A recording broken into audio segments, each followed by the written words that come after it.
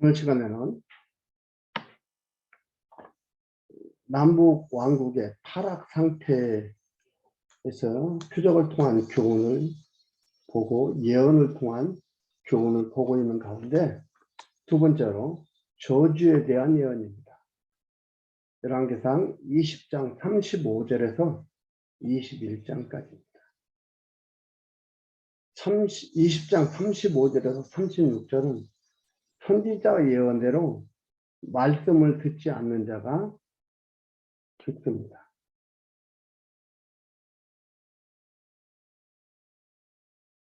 (20장)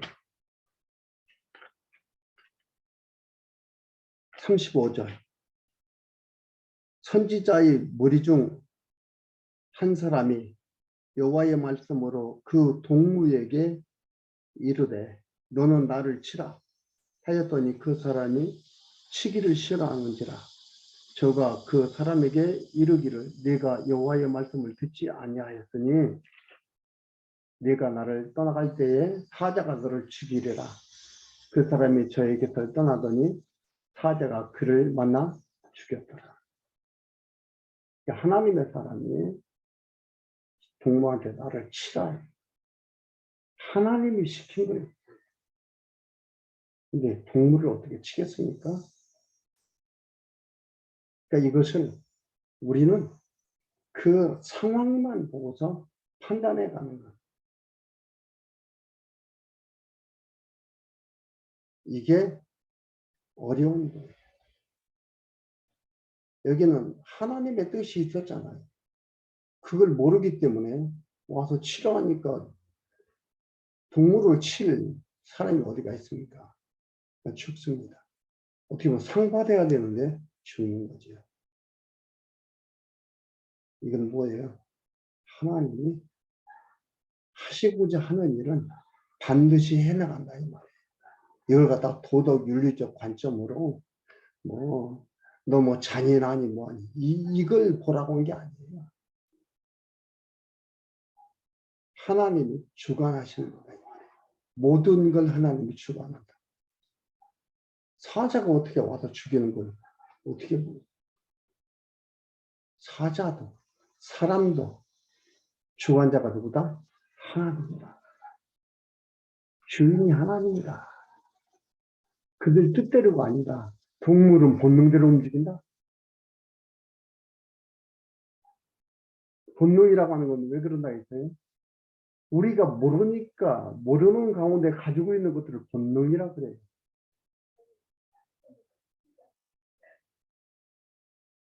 그게 아닙니다. 그러니까 우리들 인간 세상 이 창조된 세계에서 살아가는 모든 자들한테는 지식의 한계가 있기 때문에 그걸 본능이라 이렇게 명명하고 그대로 배우고 나아가고 있는 것이지 이걸 보면 본능이 아니다 이 말이죠. 하나님이 그것을 인도해 가지고 추구해 가시는데 그걸 우리가 본능이라 부르고 있을 뿐이다 이 말입니다. 37절에서 43절까지 선지자가 아람 왕 베나닷을 살려준 아합에게 저주합니다. 귀를 통해서 저주하는 거예요. 베나닷을 아합에게 붙여서 죽여야 될 왕은 그 왕과 약조했잖아요. 앞에서 보면 약조하고 살려주고 교만해진다니까요. 아람에다가 베나닷 아람 다메섹 아람의 수도가 다메섹이거든요. 다메섹 거리를 뭐라고 한다 했더니 아합의 길 해주겠다 그랬죠. 승리하니까 자기 힘으로 한 줄 아니까 올바르게 판단하지 못합니다. 비유로 그 뜻을 알게 한 겁니다. 37절에 보면 저가 또 다른 사람을 만나 가로되 너는 나를 치라. 실질을 쳤어요. 쳐가지고 이렇게 변장하고 길가에 있는데 39절에 왕이 지나갈 때 이스라엘 왕입니다.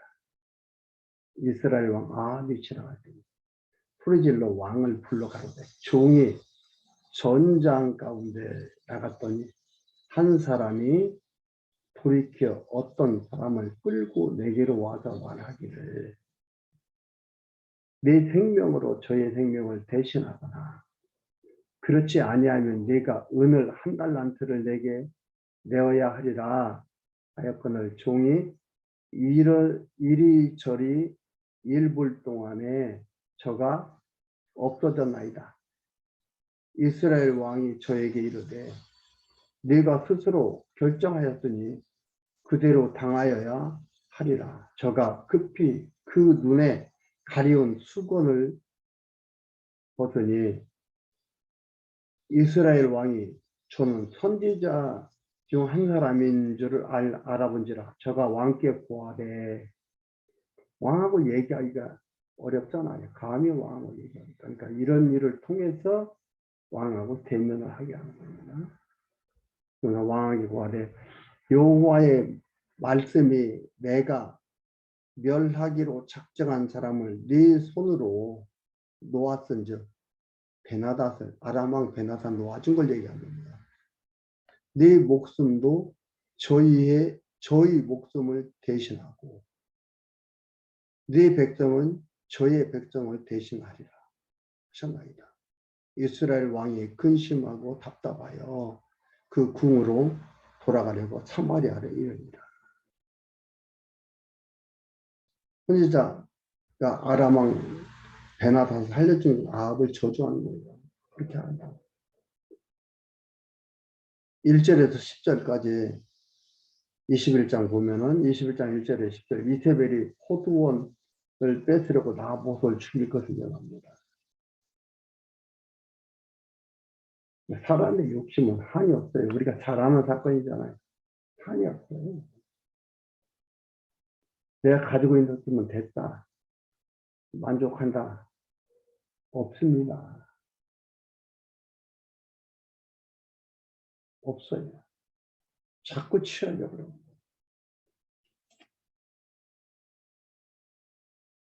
사람의 마음에는 만족함이 없다. 자족함이 없다. 이 정도면 됐다라 생각하는 자들이 없다. 없습니다.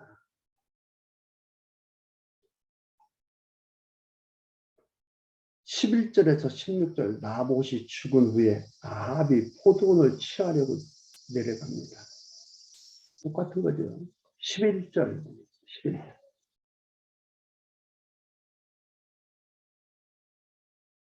그 성 사람 곧 그 성에 사는 장로와 귀인들이 이세벨의 분부 고처가 자기들에게 보낸 편지에 쓴 대로 하여 금식을 선포하고 나봇을 백성 가운데 높이 앉히니 때에 비류 두 사람이 들어와서 그 앞에 앉고 백성 앞에서 나봇에게 대하여 증거를 지어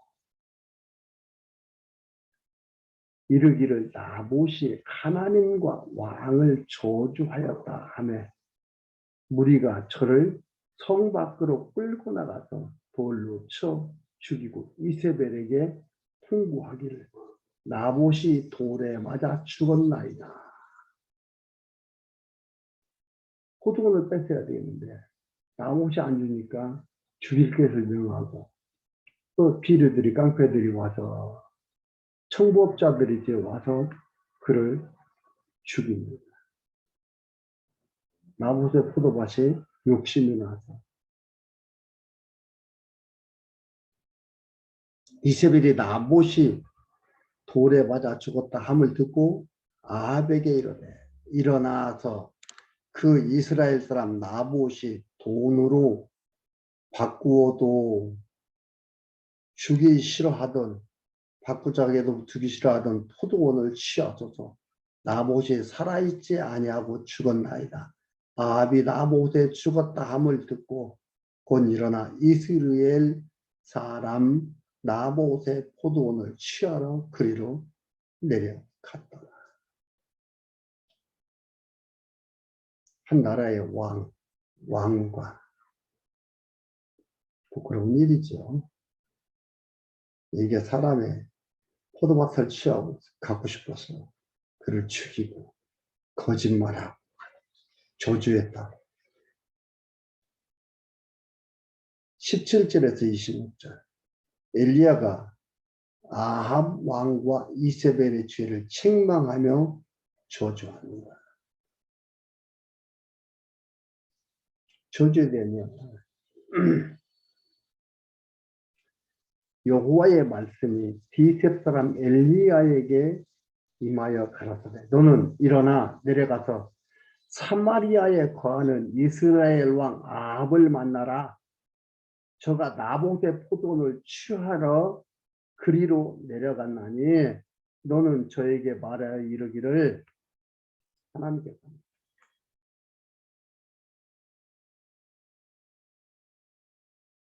여호와의 말씀이 내가 죽이고 또 빼앗았느냐 하셨다 하고 또 저에게 이르기를 여호와의 말씀이 개들이 나봇의 피를 핥는 곳에서 개들이 내 피 곧 내 몸에 피도 핥으리라 하셨다. 아 죽는다 이 말이야. 나봇의 피를 핥는다. 여호와께서 이렇게 했다 이 말이야. 나봇을 죽이고 또 빼앗았냐. 사실은 나봇을 누가 죽였어요? 다른 사람들이 죽였잖아요.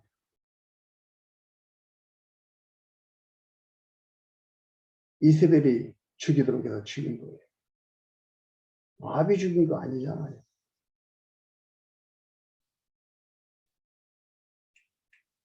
하나님이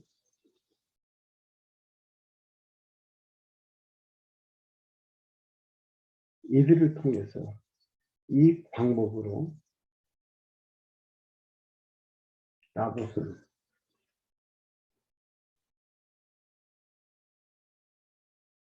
이렇게 하도록 해버렸습니다. 그러니까 너희들이 죽였다 이 말이에요. 나봇이 아합이 죽였다 이 말이죠. 아합이 엘리야에게 이르되 나의 대적이 네가 나를 찾았느냐? 아합이 엘리야의 대적인 거죠. 적인 거예요. 내가 찾아노라. 네가 스스로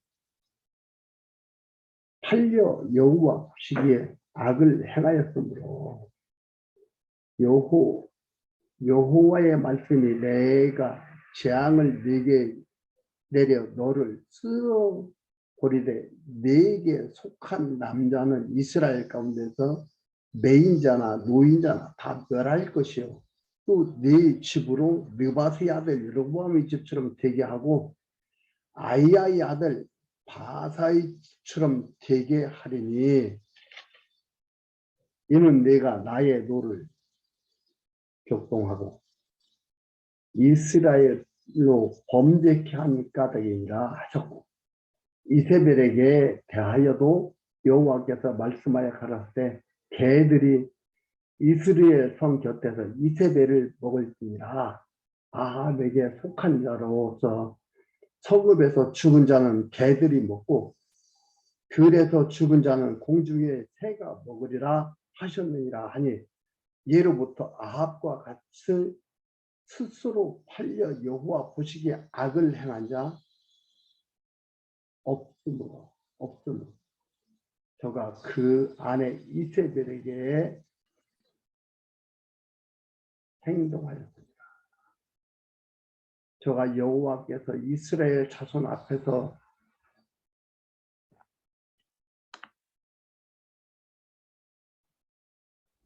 쫓아내신 아모리 사람의 모든 행한 것 같이 우상에게 복종하여 심히 가증하게 행하였다.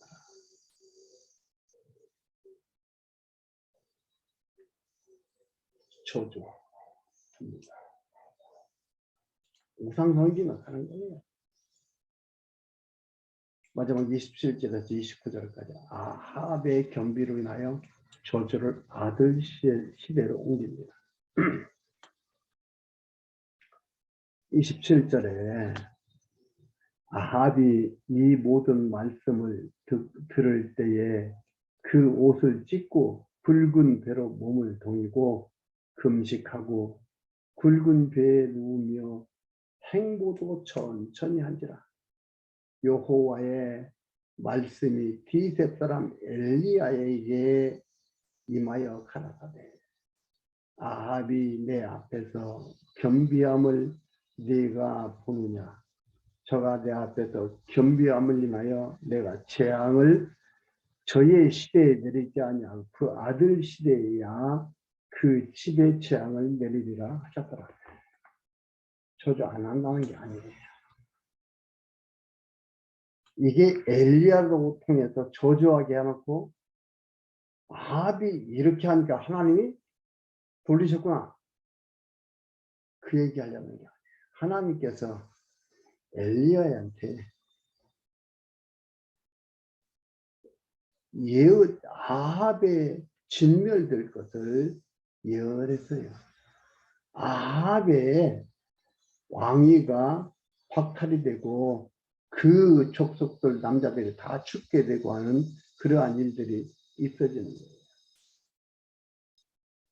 그 일을 이루시는데 아합이 죽고 아들이 왕이 되면 안 되잖아요. 그러니까 아들까지 죽어서 완전히 진멸되는 거예요. 여기서 얘기한 대로 뭐예요?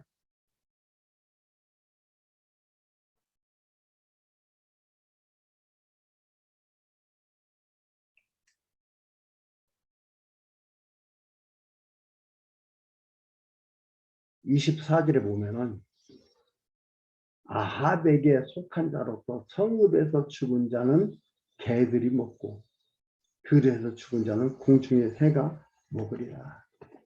그러니까 왕위가 전멸해버리다. 아합 왕이 그 언약이 이루어지게 하기 위해서 아합의 저주가 누구한테로? 아들. 그 아들대로 가는 것이지 저주가 없어지는 게 아닙니다. 이래서 하나님께서 말씀하신 대로 여호와를 경외하지 않는 자 3, 4대까지 이르고 여호와를 경외하는 자 수천 대까지 이른다. 그 말씀 그대로 이루어져 가는 겁니다. 이렇게 해서 저주에 대한 예언이 이루어져 가고 저주로서 교훈함을 놓고 뭐예요? 제후의 죄, 저주의 저주를 굳게 하는 이러한 일이 되고 있습니다. 하나님께서 버릴 자를 확실하게 버려서 그들로 하여금 핑계치 못하게 하시는 일입니다.